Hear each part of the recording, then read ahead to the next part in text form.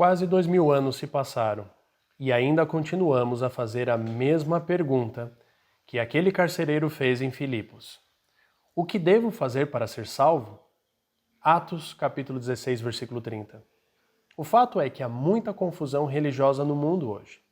E isso é evidenciado pelo grande número de religiões que professam o nome de Cristo e que também oferecem diversos caminhos para a salvação. A principal discordância é em relação ao papel do homem na salvação.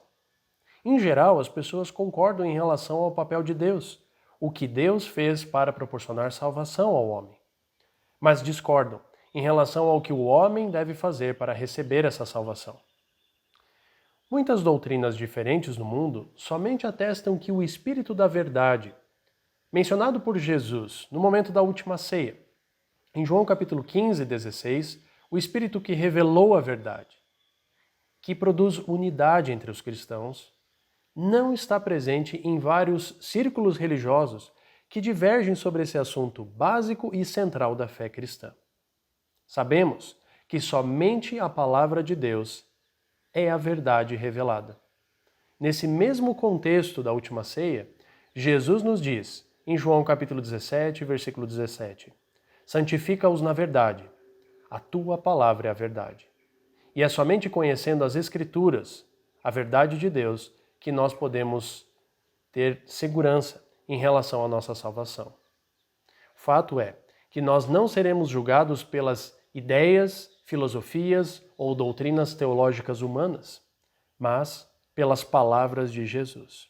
Considere o que nosso Senhor disse em João capítulo 12, versículos 47 e 48. Se alguém ouve as minhas palavras e não lhes obedece, eu não o julgo, pois não vim para julgar o mundo, mas para salvá-lo. Há um juiz para quem me rejeita e não aceita as minhas palavras. A própria palavra que proferi o condenará no último dia.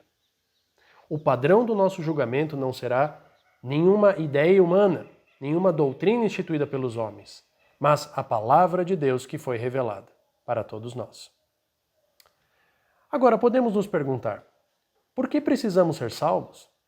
Bem, quando nós falamos sobre salvação, precisamos considerar o fato que nós estamos perdidos. Afinal, para nós sermos salvos, nós precisamos estar numa condição perdida. E como nós nos perdemos? Nos perdemos devido ao pecado. O pecado é uma doença universal que afetou todas as pessoas. Paulo nos diz, de forma inequívoca, em Romanos capítulo 3, versículo 23, que todos pecaram e estão destituídos da glória de Deus. Todos os homens e mulheres, ao longo de toda a história humana, sem exceção.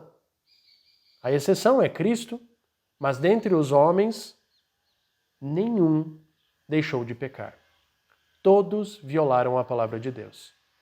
E o pecado gera essa separação entre os homens e Deus. Perdemos a comunhão com Deus por causa do pecado.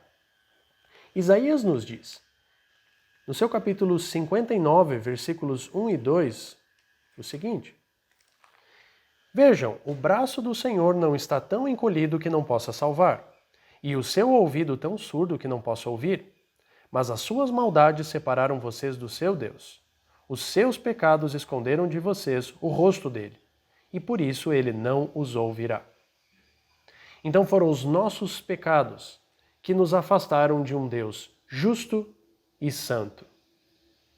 E o resultado disso é que nós ficamos alienados, separados e mortos nos nossos pecados. Paulo nos diz em Romanos capítulo 6, versículo 23, pois o salário do pecado é a morte. E em palavras bem firmes, em Efésios capítulo 2, versículo 1, ele diz, vocês estavam mortos em suas transgressões e pecados. Estávamos mortos nos nossos pecados, separados completamente de Deus. Então, deste modo, o ser humano, iniciando com o primeiro casal, lá no Jardim do Éden, desobedeceu a Deus e se desviou completamente dele. Considere as palavras de Davi no Salmo 14. Ele nos diz o seguinte, Salmo 14, versículos 2 e 3. O Senhor olha dos céus para os filhos dos homens, para ver se há alguém que tem entendimento, alguém que busque a Deus. Todos se desviaram, igualmente se corromperam. Não há ninguém que faça o bem. Não há nenhum sequer. O apóstolo Paulo vai utilizar essas ideias e também mencionar outras escrituras para deixar claro no capítulo 3 de Romanos o quanto o homem se corrompeu totalmente e que todos os homens de fato pecaram contra Deus. Bem, nos perguntamos então, como Deus então chamou os homens a uma reconciliação? A questão é que Deus não expõe somente o nosso pecado nas Escrituras. Nos fala sobre esse mal irremediável e ficamos completamente sem esperança no mundo. Deus traz a oportunidade de nos reconciliarmos com Ele. A esperança, há remédio para o nosso mal. Isso nós chamamos de boas novas, o Evangelho. Mas vamos considerar isso.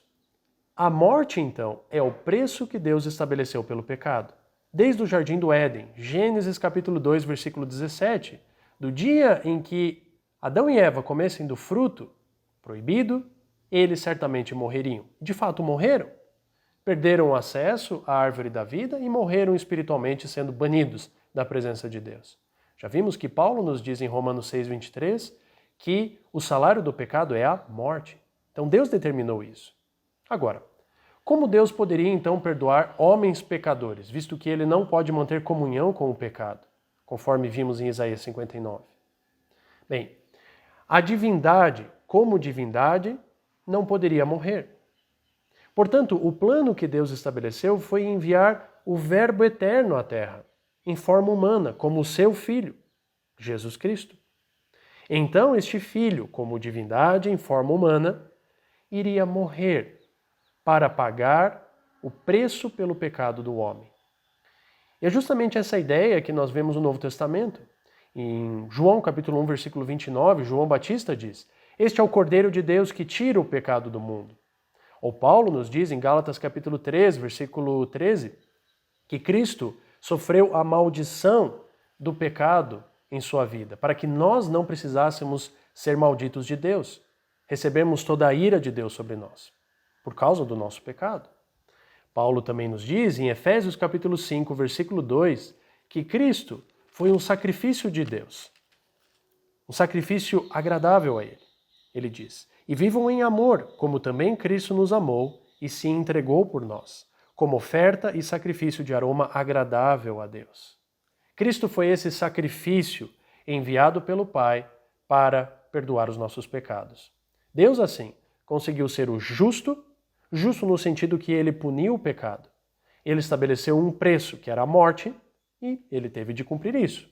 O filho morreu. Mas também se tornou o justificador, isto é, aquele que traz justiça, aquele que inocenta o culpado. Ele se tornou o justo e o justificador da humanidade, como Paulo ensina essas duas ideias em Romanos capítulo 3, versículo 26. Assim os homens que estavam desesperados, afastados de Deus, perdidos nos seus pecados. Leia Romanos capítulo 1 e veja como estava a humanidade debaixo de Deus, com o pecado. Esses homens, então, nessa situação desesperadora, precisavam sair disso, precisavam ser salvos. A partir de agora, vamos analisar o que o Novo Testamento nos ensina acerca dessa salvação que foi oferecida por Deus.